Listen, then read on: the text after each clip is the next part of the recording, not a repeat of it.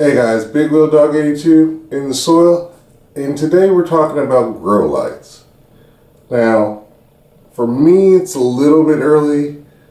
I'm in Indiana, Zone 6A, and we've still got a long time before it gets warm enough to put plants out. But some of you lucky people are in warmer zones, and you're already starting to get your seed starting setups done. So what I'm going to do today, we're going to focus on lighting. I've got 3 different lights that I use in my growing setup that's behind me. And I'll also speak about what I usually use them for, because not all of them are used in my growing setup. Sometimes I have to move them and I just run out of space. So everything has a purpose, and we'll get into that.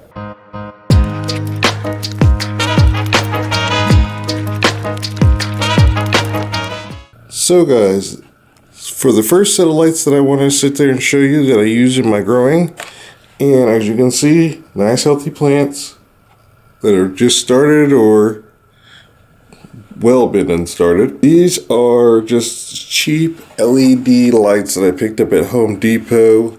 They are the commercial electric, and I believe they were like 15 bucks or so. I'll put a window up for you guys for all these lights that I'm showing. But yeah, it's just let's take a look.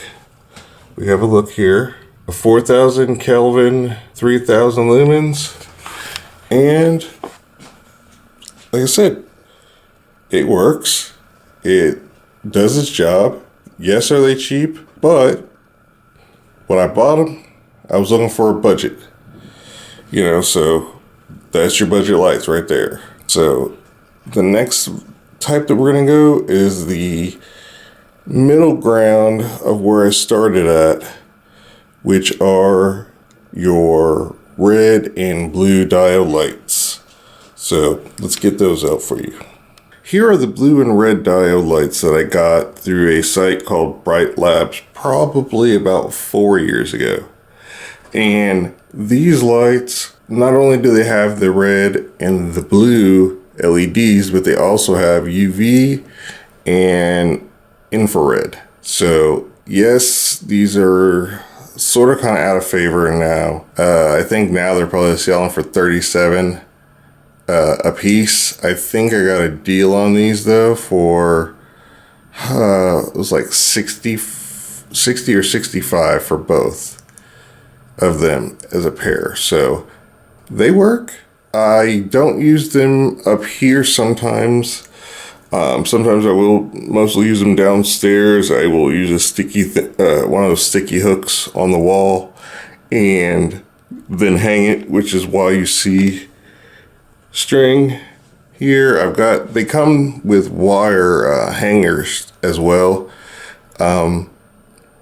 But since I also use them on here, the string is just an easier option for me. It's nice and tight. It's cotton string, and then I'll tie it to the underside of here. So when this worm bin's not here, if I need that space for growing, I will just hang these upside down up under here and use it for usually stuff like lettuce, like I have here, or anything bushy that I don't necessarily need a super intense light. But they seem to work just fine. And like I said, they're kind of on the cheap side, but hey, I can't argue with the fact that they're still working. So let's go ahead and take a look at the next lights that I have. Next one up is the Barrina style lights, which is just your stick light with clear plastic. And this one is the V-shaped model, if you can tell. The only problem with this is this shelf here is a 3-foot long shelf, but the lights I bought are 4-foot long. No worries, even though yes, it could be wasted, but I found a couple of little tweaks that I did. So these ones are on the bottom. And so you see those? Now, this gives me the option that if this whole bottom shelf, when it's full of plants, I have the option of sticking plants that are taller and need space right here. And we've got 3 lights that I've set up in basically to make sure that there's just enough light that gets to the plants. Full coverage, maybe overkill, but hey, that's what it is. And because these are linkable, as you can see, so you can have them all pass through each other. The problem became that I needed more light up here because I just had that stack full of plants last year. So what I did was I took one of these and I stuck it between the 2 lights that are up here that I've already shown you.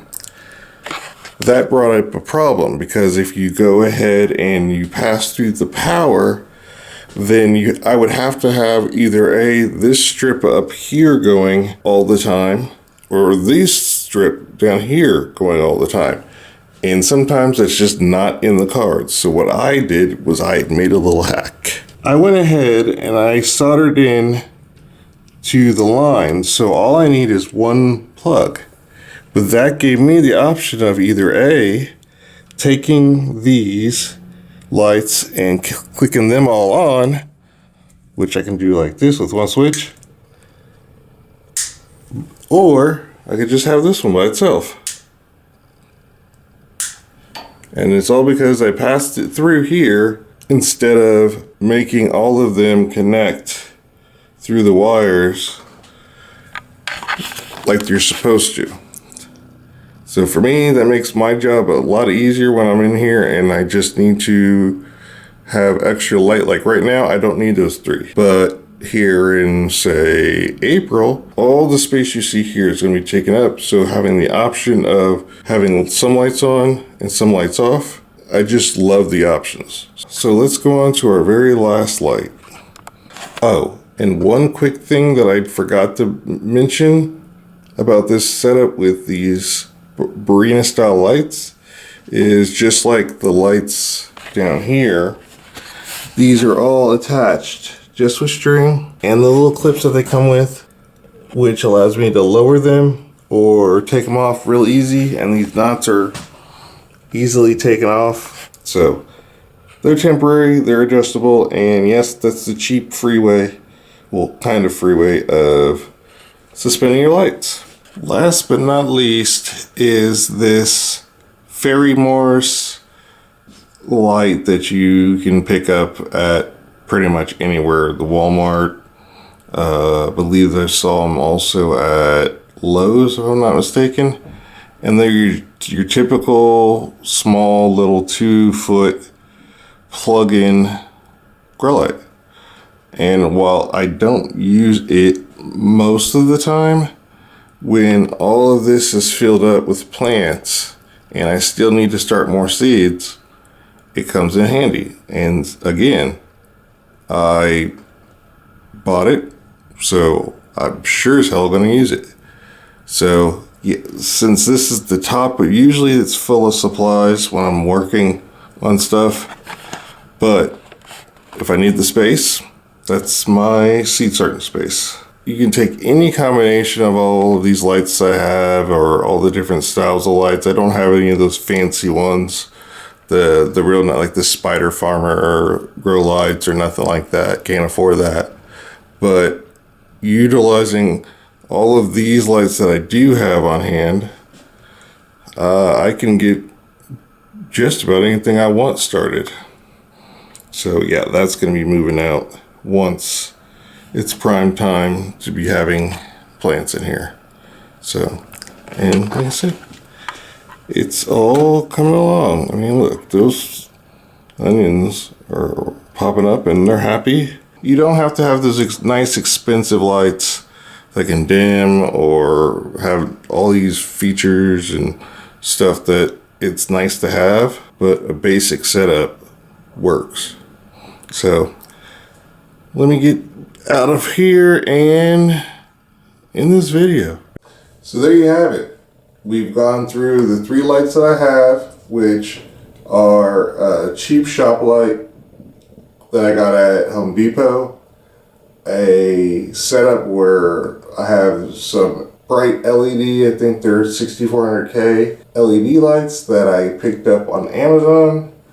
And then the AKA Blurple grow lights that, while they may have been a little bit hokey, they do perform a job.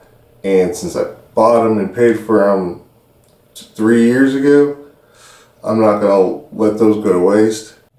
We also found a use for those Ferry-Morse lights that you see right behind me for starting just small amounts of plants and seeds. So even those can come in handy. You bought them and paid for them, so you might as well use them. And that's exactly what I plan on doing. So from me to you, have fun, start your seeds, and keep on growing. This is Big Wheel Dog 82 in the soil. See you guys later. Bye.